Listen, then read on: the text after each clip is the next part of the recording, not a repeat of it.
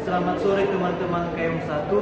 Pada kesempatan ini kami akan menyampaikan salah satu materi yang akan kita pelajari di manajemen pelayanan. Dan kami membahas di kelompok 7 ini mengenai indikator kualitas pelayanan publik. Jadi ada beberapa nanti yang akan kami presentasikan kepada teman-teman semua mengenai indikator kualitas pelayanan publik ini.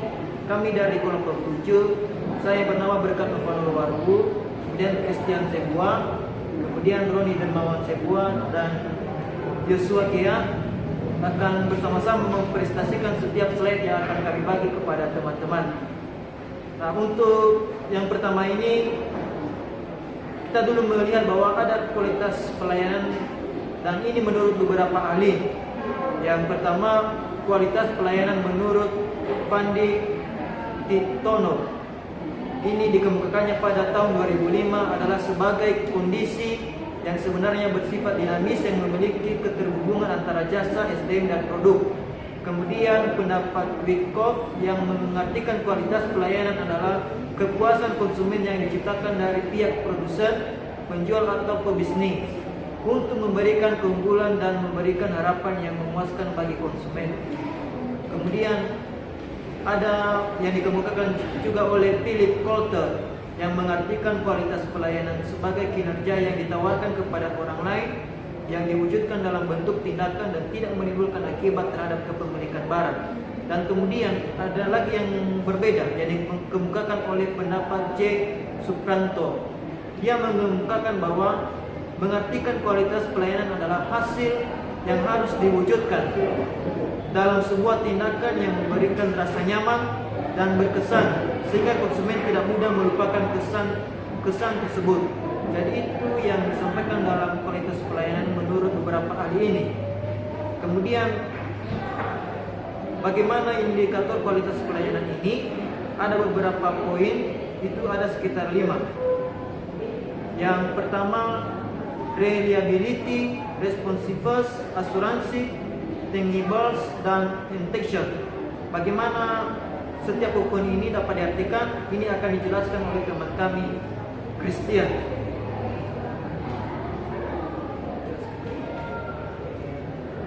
Baik, kami akan menentukan hasil kita sekali dengan kelompok indikator kualitas pelayanan. 1.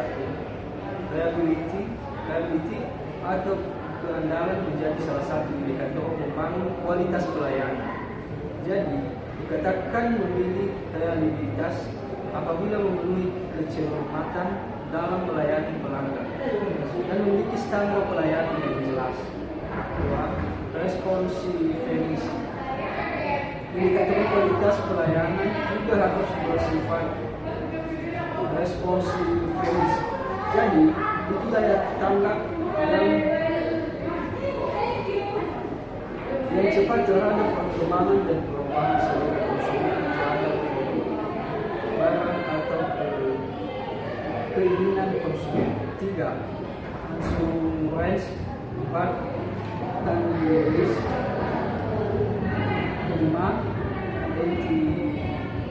Pension.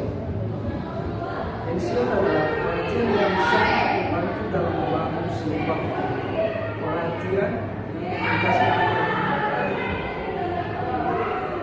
Kemudian, berdasarkan keputusan terpilih berdaya gunaan aparatur negara nomor 25 tentang pedoman penyusunan indeks kepuasan tingkat kualitas pelayanan publik terdiri dari indikator sebagai 1. Ponsel pelayanan.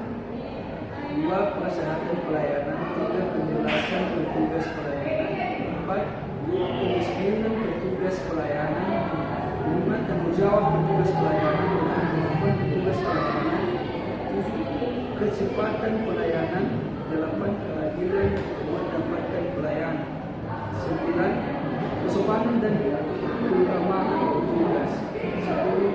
Kewajaran biaya pelayanan. 11. Kepastian biaya pelayanan. 12. Kepastian jadwal pelayanan. 13. kenyamanan lingkungan, 13 keamanan pelayanan.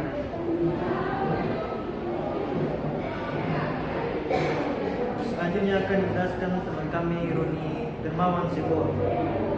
Baik, saya akan melanjutkan menjelaskan pembahasan kami, yaitu pengaruh kualitas pelayanan terhadap kepuasan pelanggan atau kepuasan pelayanan.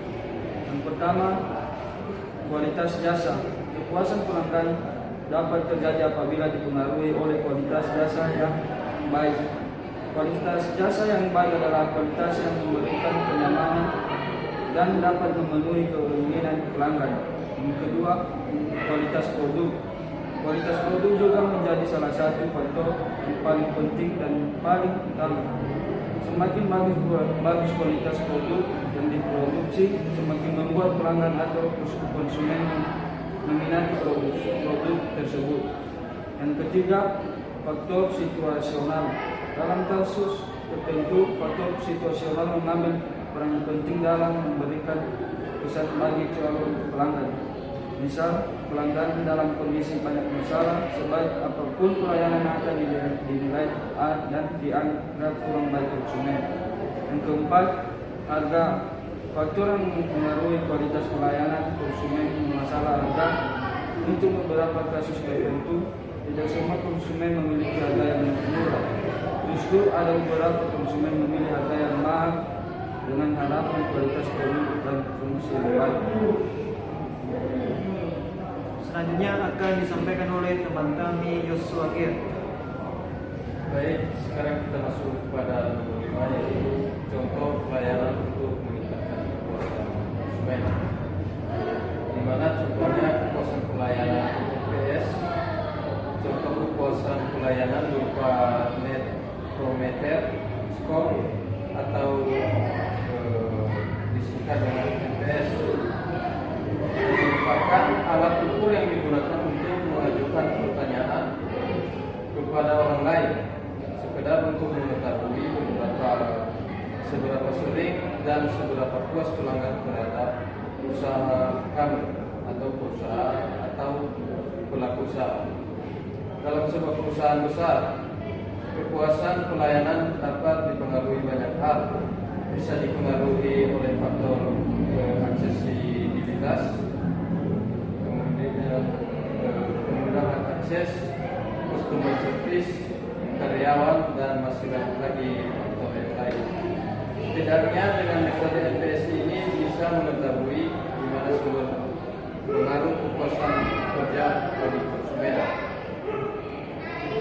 Dan kesimpulannya adalah contoh di atas dapat disebutkan bahwasanya butuh yang namanya survei atau alat ukur untuk mengetahui seberapa puas konsumen atau pelanggan terhadap pelayanan yang sudah diberikan.